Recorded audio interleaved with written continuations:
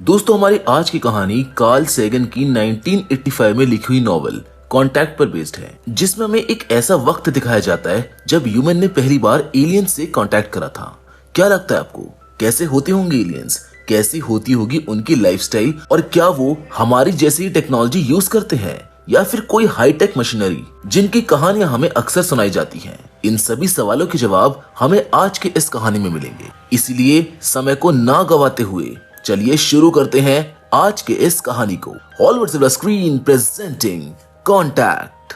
ये कहानी डॉक्टर इलेनॉर एरोवे, जिसे हम कहानी में एली कहेंगे, उसके इर्द गिर्द घूमती है। एली असल में वही साइंटिस्ट है जिसने पहली बार एलियन से कांटेक्ट किया था। मूवी की शुरुआत में हम एक छोटी लड़की एली को देखते हैं जो अपने डैड के साथ एक शॉर्ट वेव टेलीस्कोप से खेल रही होती है। उसे रेडियो और स्पेस टेक्नोलॉजी में बहुत इंटरेस्ट था, जिसे देखकर उसके डैड ने उसको बहुत से डिवाइसेस लाकर दिए थे, जिससे उसका इंटरेस्ट उस तरफ और भी ज्यादा बढ़ता गया। एली के डैड ने हमेशा उसका साथ दिया, मगर कुछ समय बाद हार्ट अटैक के कारण उनकी मौत हो गई। और ऐसा हुआ क्योंकि उनकी मेडिसिन उनको टाइम पर नहीं मिल पाई थी। अपनी माँ को तो वो बचपन में ही खो चुकी थी, मगर अब अपने पिता को भी खोकर वो इस दुनिया में बिल्कुल अकेली हो गई। मगर इन सभी चीजों से उसका यूनिवर्स से लगाव बिल्कुल भी कम नहीं होता है, और धीरे धीरे वो अपने इसी इंटरेस्ट के साथ बड़ी होती रहती है। अब प्रेजेंट में एली सेटी यानी कि search for extra terrestrial intelligence, जो कि एरेसिवो ऑब्जर्वेटरी थी प्यूर्टो रिको में, वहां पर काम करने लगी थी।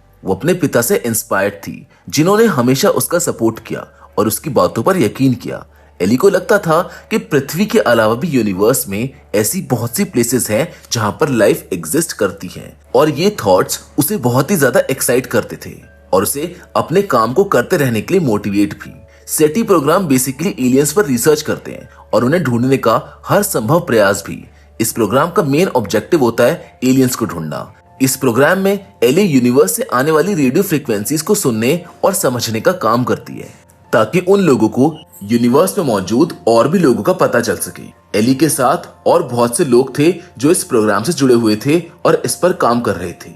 एक दिन काम करते वक्त एली पामर जॉस नाम के एक आदमी से मिलती है, जो कि एक स्पिरिचुअल लीडर होता है। यहाँ एली और पामर के बीच बहुत सी बातें होती हैं, जहाँ एली साइंस की मदद से अपने क्वेश्चंस को प्रूव करती है, वही पामर गॉड को मानता है और सारे क्वेश्चंस के आंसर्स उन्हीं के रिलेशन में देता है। वो लोग काफी सारी बातें करते हैं, मगर तभी पामर उससे पूछता है कि क्या वो ये प्रूव कर सकती है कि वो अपने डैड से कितना प्यार करती है, जिस पर एली के पास कोई जवाब नहीं होता है। वो दोनों काफी टाइम साथ में बिताते हैं, मगर दोनों के थॉट्स अलग अलग होने की वजह से वो जल्द ही अपने अपने रास्ते चल देते हैं। एली को ऐसे ही काम करते हुए कुछ साल बीत जाते हैं। तभी एक दिन उसका कंप्यूटर एक अननोन फ्रीक्वेंसी को कैप्चर करता है, जिसको देखकर एली काफी एक्साइटेड हो जाती है। मगर क्योंकि ह्यूमन सैटेलाइट्स भी स्पेस में हैं, इस वजह से हो सकता है कि ये फ्रीक्वेंसी उनमें से किसी की हो।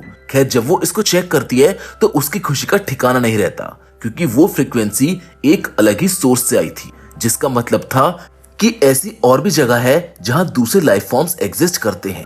अब क्योंकि एली का बचपन का सपना था जिसकी पहली सीढ़ी उसे अपने सामने नजर आने लगी थी, और इसी वजह से वो बेहद खुश थी। पर उसकी खुशी ज्यादा देर तक नहीं रह पाती है, क्योंकि कुछ ही दिनों बाद उसके प्रोग्राम का हेड अपने साइंस एडवाइजर डेविड ड्रमलिन के कहने पर उस प्रोग्राम की फंडिंग बंद करा देता है, क्योंकि उसका मानना था कि एलियंस जैसा कुछ भी नहीं होता और वो इन तरह के बेकार प्रोग्राम में अब और इन्वेस्ट नहीं करेंगे। ये सब सुनकर एली को बहुत गुस्सा आता है और वो डेविड से मिलने भी जाती है, मगर वो उसका डिसीजन चेंज करने में नाकामयाब हो जाती है। अब भले ही प्रोग्राम बंद हो गया था, मगर एली का सपना सच होना तो अभी बाकी था, इसीलिए वो हार नहीं मानती है और अलग अलग कंपनीज के पास अपने प्रोजेक्ट की फंडिंग के लिए चली जाती है। वो बहुत सी कंपनीज में अपने वर्क्स और एक्सपेरिमेंट्स को समझती है, मगर कोई भी उसकी रिसर्च में फंडिंग करने के लिए तैयार नहीं होता है, क्योंकि उस प्रोजेक्ट का कोई टाइम ड्यूरेशन नहीं था। वो सभी कंपनीज से पैसे मांगते हुए बहुत ही ज्यादा फ्रस्ट्रेट हो जाती है, मगर वो कर भी क्या सकती थी। खैर, इसी तरह से एक दिन एली एक बिलियनियर इंडस्ट्रियलिस्ट एसआर हेडन के पास जाती है, जिनकी कंपनी को एली का प्रोजेक्ट अच्छा लगता है और वो उसके लिए फंडिंग देने के लिए रेडी हो जाते हैं। एक तरफ जहां एली अपने प्रोजेक्ट पर काम कर रही होती है, वहीं दूसरी ओर पामर एक बड़ा इन्फ्लुएंसर बन चुका होता है। उसने गॉड और साइंस को लेकर एक बुक लिखी होती है, जो कि उस टाइम की नंबर 1 पब्लिशिंग बुक बनने वाली होती है। उस बुक में उसने लोगों से एक सवाल किया होता है कि आखिर क्या जिस साइंस और टेक्नोलॉजी का हम इतना पीछे भागते हैं वो ह्यूमंस के लिए बेनिफिशियल है, इधर हेडन के साथ काम करते हुए एली और उसकी टीम को 4 साल बीत जाते हैं, मगर इस ड्यूरेशन में उसे कोई भी ऐसी फ्रीक्वेंसी नहीं मिलती है जिसकी उसको तलाश थी। इतना समय बीत जाने पर हेडन भी उनकी फंडिंग बंद करने वाले होते हैं, क्योंकि उन्हें उसका कोई रिजल्ट आता दिख नहीं रहा था। इन सभी चीजों से एली काफी दुखी थी, क्योंकि उसका सपना अब टूटने वाला था। जब एली के प्रोजेक्ट के बंद होने में कुछ ही वक्त बचा होता है, तभी एक दिन अचानक उसका रेडियो एक अलग फ्रीक्वेंसी डिटेक्ट करता है। एली और उसकी टीम के सभी मेंबर्स ये देखकर बहुत ज्यादा एक्साइटेड हो जाते हैं और तुरंत उस फ्रीक्वेंसी को ट्रैक करके उसको सुनते हैं। शुरू में तो वो कुछ भी समझ नहीं पाते और तभी अचानक वो सिग्नल आना बंद हो जाता है, मगर कुछ देर बाद वो वापस से आना शुरू हो जाता है, जिसके कुछ देर बाद वो लोग समझ पाते हैं कि वो सिग्नल असल में प्राइम नंबर्स के सीक्वेंस को बार बार रिपीट कर रहा था। थोड़ी रिसर्च से उनको पता चलता है कि वो मैसेज असल में वेगा स्टार सिस्टम नाम की एक जगह से आया था, जो कि अर्थ से काफी दूर है। अब क्योंकि उस मैसेज को डिकोड करने के लिए बहुत ही हाई टेक्नोलॉजी की रिक्वायरमेंट थी, इसलिए एली ने इंटरनेशनल टेक्नोलॉजी काउंसिल से उसकी हेल्प करने के लिए कहा। अब एक डिफरेंट फ्रीक्वेंसी जिसकी मदद से बाहर के लोगों से बात की जा सकती थी, ऐसी न्यूज जब बाकी लोगों को पता चली तो ये न्यूज आग की तरह सभी जगह पर फैल गई और सभी रिपोर्टिंग चैनल्स ने इस बारे में लोगों को बताना शुरू कर दिया। मगर जब ये बात डेविड और बाकी काउंसिल मेंबर्स को पता चली तो वो एली की हेल्प करने की जगह उससे और सवाल पूछने लगे, क्योंकि ये एक बड़ा इन्वेंशन था। मगर तभी एली की टीम का एक मेंबर एक और सिग्नल को डिटेक्ट करता है, जिसके मैसेज को डिकोड करने पर उनको उसके अंदर एक वीडियो क्लिप मिलती है। ध्यान से देखने पर उस वीडियो में उन्हें हिटलर दिखाई देता है, जो कि स्पीच दे रहा था। असल में वो उस वक्त की क्लिप थी जब एडोल्फ हिटलर ने 1936 बर्लिन में समर ओलंपिक्स पर स्पीच दी थी। अब आखिर ये इतनी पुरानी वीडियो उस रेडियो सिग्नल पर कैसे आई? अब एली और उसकी टीम मिलकर इस नतीजे पर आते हैं कि ये वीडियो क्लिप वो पहला रेडियो सिग्नल था जो अर्थ से बाहर गया था, और उस सिग्नल को वेगा स्टार सिस्टम पहुंचने में 26 साल लग गए होंगे, क्योंकि वेगा स्टार का डिस्टेंस अर्थ से 26 लाइट ईयर्स की दूरी पर है। हम आपको बता दें कि वेगा स्टार असल में एक ब्लूइश व्हाइटिश स्टार है, जो अर्थ से दिखने वाला 5th ब्राइटेस्ट स्टार भी है, और एक्चुअल में ये भी अर्थ से 25 लाइट ईयर्स के डिस्टेंस पर है। ये एक इतनी बड़ी डिस्कवरी थी कि प्रेसिडेंट इसे अनाउंस करने के लिए एक प्रेस कॉन्फ्रेंस रखते हैं, जहां वो सभी लोगों को इसके बारे में बताते हैं। अब यहाँ एली को लगता है कि उसे उस डिस्कवरी का क्रेडिट दिया जाएगा, जिसके लिए वो स्पीच भी प्रिपेयर करके लाती है, मगर अनफॉर्चुनेटली साइंटिस्ट कम्युनिटी के हेड होने की वजह से वो सारा क्रेडिट डॉक्टर डेविड ड्रमिल को दे दिया जाता है, जिससे एली थोड़ी दुखी तो होती है, मगर अब वो कर भी क्या सकती थी। खैर, अब कहानी आगे बढ़ती है और एली और उसके कलीग्स इस रेडियो सिग्नल को और भी ज्यादा डिटेल में समझने की कोशिश करते हैं, जिस पर उन्हें 63,000 पेजेस का एक डेटा मिलता है। अब क्योंकि डेटा उस सिग्नल से आया था जो वेगा स्टार पर रहने वाले लोगों ने भेजा था, इसीलिए उसकी टेक्नोलॉजी इतनी एडवांस थी कि उसको कोई भी पढ़ नहीं पा रहा था। पूरी दुनिया के सभी साइंटिस्ट उस डेटा को डिकोड करने की कोशिश में लगे थे, मगर कोई भी इसमें सफल नहीं हो पाता। जहां एक तरफ साइंस के लिए ये बड़ी डिस्कवरी थी, वहीं दूसरी ओर रिलीजियस ऑर्गेनाइजेशंस इन चीजों के बेहद खिलाफ थी। पूरे अमेरिका में इस डिस्कवरी से रेबेल की शुरुआत हो चुकी थी और सभी न्यूज चैनल्स इस बात के ऊपर डिस्कशन करने में लगे हुए थे कि रिलीजियस ऑर्गेनाइजेशन का ऐसा मानना है कि इस तरह की चीजों से गॉड का एग्जिस्टेंस को खतरा है, क्योंकि लोगों का उन पर फेथ खत्म होता जा रहा है। अपने पॉइंट को प्रूव करने के लिए बहुत से लोग उस साइंस फैसिलिटी के बाहर जमा होकर शो कर रहे थे और अपने व्यूज को रिप्रेजेंट भी कर रहे थे। उस मैसेज के आने के 2 हफ्ते बाद हेडन एली को एक कंप्यूटर मैसेज के थ्रू मिलने के लिए बुलाता है। उसके लोग उसे हेलीकॉप्टर से लेने आते हैं और एक सीक्रेट लोकेशन पर ले जाते हैं। यहाँ एली पहली बार हेडन से मिलती है, जो उसे सबसे पहले उसकी पूरी बायोग्राफी दिखाता है और फिर उसको ये भी बताता है कि उसने उस मैसेज को डिकोड कर लिया है। वो बताता है कि असल में एलियंस हम लोगों से कई ज्यादा आगे की सोच रखने वाले लोग हैं, इसीलिए वो डेटा 3 डायमेंशन में लिखा गया था, क्योंकि एलियंस के पास हम लोगों से काफी ज्यादा हाई टेक्नोलॉजी है। और ये सोचकर जब एली उस डेटा को 3 डायमेंशन में पढ़ने की कोशिश करती है, तब वो समझ पाती है कि असल में उस डेटा में एक मशीन के बारे में बताया गया है, जिसकी मदद से ट्रैवल करके वेगा स्टार तक पहुंचा जा सकता है। एली ये भी बताती है कि उस मशीन में सिर्फ एक ही इंसान ट्रैवल कर सकता है। इन सब के बाद कंट्री के बड़े बड़े लोगों की एक मीटिंग होती है, जहां एली सभी बातें डिस्क्लोज करती है, मगर बहुत से लोग कहते हैं कि हो सकता है कि वो एक वेपन का डिजाइन हो, और इस तरह की और भी बातों से बहुत से लोग आपस में झगड़ा करने लगते हैं। मगर तभी वहां पर पामर आ जाता है, जो कि उसी काउंसिल का एक मेंबर होता है। अब एली यहाँ पर उससे मिलकर बेहद खुश हो जाती है। मीटिंग के बाद पामर उसको शाम की एक पार्टी में भी इनवाइट करता है। एली तैयार होकर शाम को उस पार्टी में जाती है जहाँ पामर के अलावा उसे कोई भी भाव नहीं देता है। खैर उसके बाद वो उससे बात करने लग जाती है और एक बार फिर से वो उससे साइंस और गॉड के बारे में डिस्कस करती है,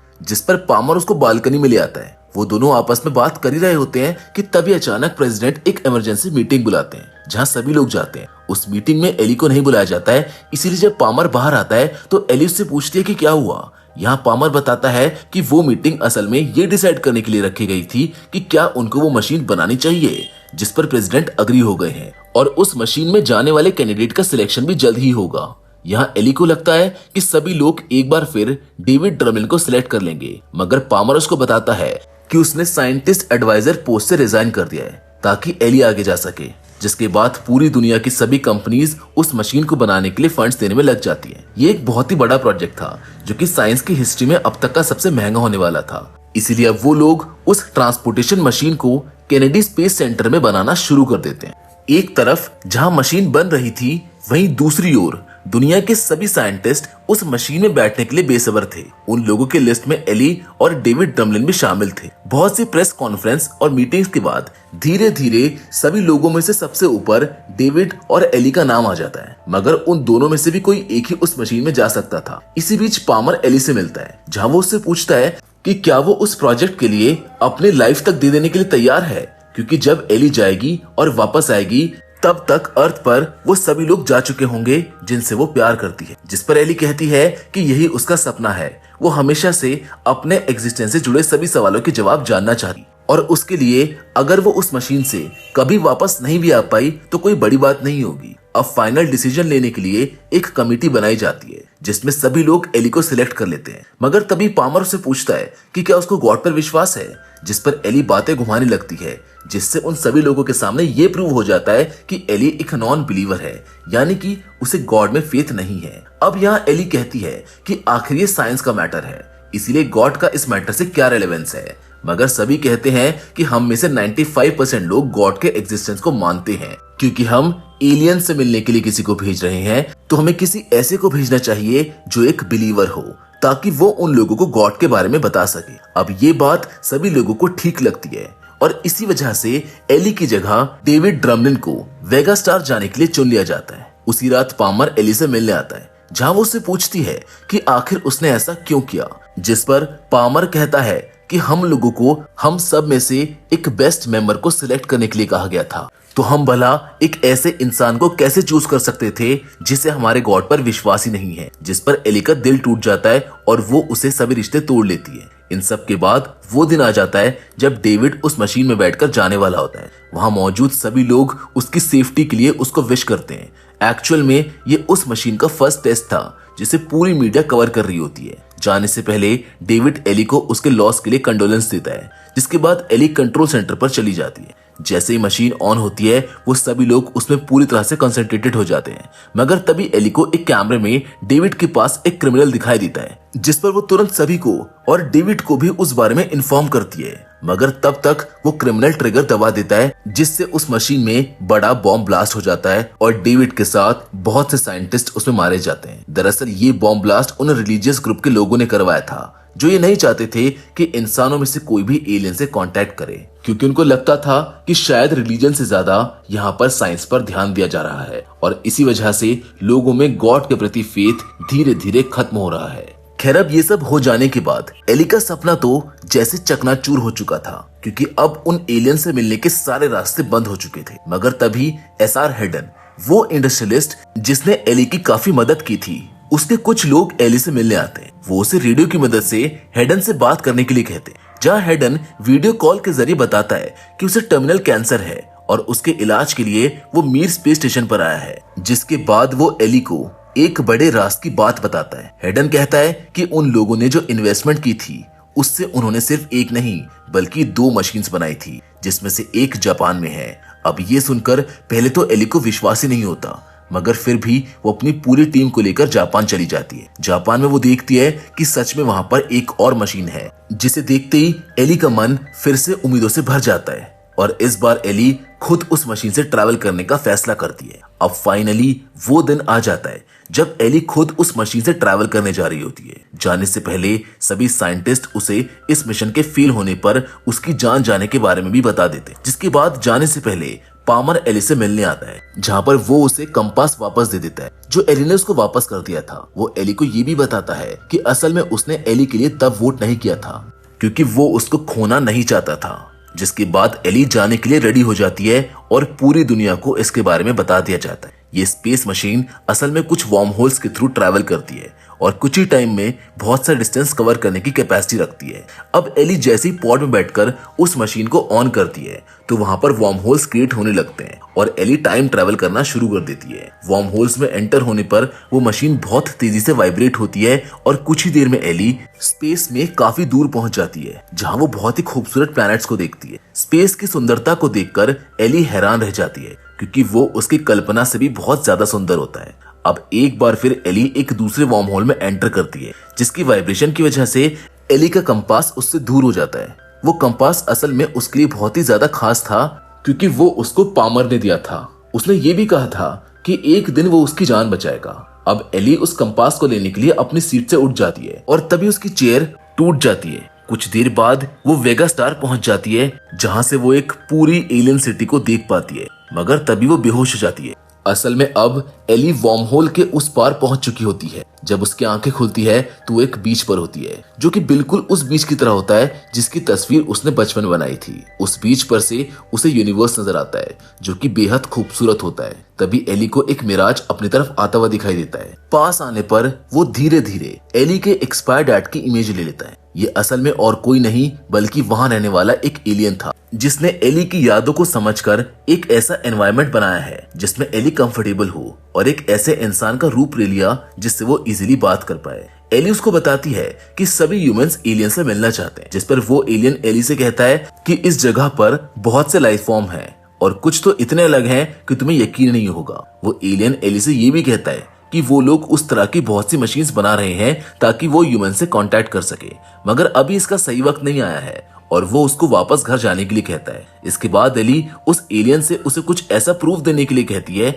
जिसकी मदद से वो इंसानों को बता पाए कि वो एक एलियन से मिली थी, मगर तभी वो वार्म होल वापस से खुल जाता है और एली बेहोश हो जाती है। अब जब उसको होश आता है तो वो देखती है कि वो वापस अर्थ पर आ चुकी है और उसके कलीग उसे रेडियो से कांटेक्ट करने की कोशिश कर रहे हैं। एली के वापस आते ही उसे अस्पताल लेकर जाया जाता है, जहां पर एली को पता चलता है कि वो अर्थ से सिर्फ कुछ सेकंड्स के लिए ही गायब हुई थी और उसकी मशीन स्टार्ट होते ही समंदर में गिर गई थी, जिसका मतलब था कि वो एक्सपेरिमेंट पूरी तरह से फेल हो गया था। मगर एली उन लोगों को उसके साथ हुए सभी एक्सपीरियंस के बारे में बताती है, मगर कोई भी उसकी बात पर यकीन नहीं करता। असल में वार्म होल्स और स्पेस में टाइम बहुत तेजी से पास हुआ था, जो कि अर्थ की टाइमिंग के हिसाब से कुछ ही सेकंड्स का था और यही रीजन था कि बाकी लोग उसकी बात पर विश्वास नहीं कर रहे थे। अब इन सबकी तह तक जाने के लिए एक कमेटी बनाई जाती है जहां एली से बहुत से सवाल किए जाते हैं। वहां एली कहती है कि उसने 18 आवर्स तक उस मशीन में ट्रैवल किया और वो बहुत से एलियन से भी मिली,